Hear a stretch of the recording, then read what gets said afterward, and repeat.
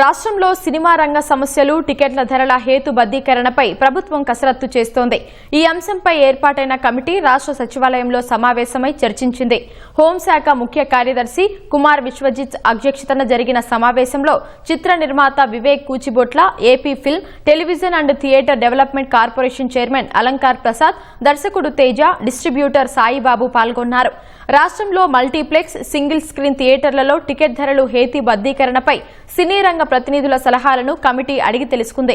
High budget, ప్రత్యేక category సినిమాలకు ticket ధరల పెంపు విషయంలో అనుసరించాల్సిన విధానాలపై చర్చించింది. సినిమా రంగ సమస్యలను కమిటీ దృష్టికి తీసుకెళ్లామని దర్శకుడు తేజ తెలిపారు.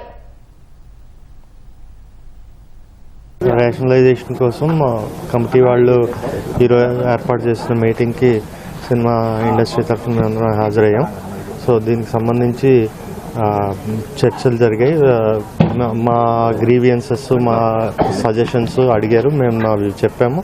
మిగతా నిర్ణయం వాళ్ళు తీసుకున్న తర్వాత గవర్నమెంట్ వారి వైపు నుంచి ఫైనల్ అవుట్పుట్ ఏంటన్నది వాళ్ళు చెప్తారు.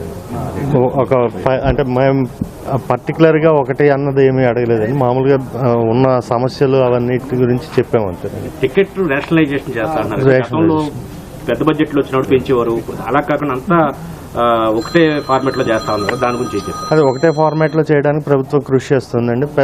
ఎస్పెషల్లీ పేదలకి కూడా సినిమాని దగ్గరికి తీసుకురావడానికి వాళ్ళు కృషి చేస్తున్నారు.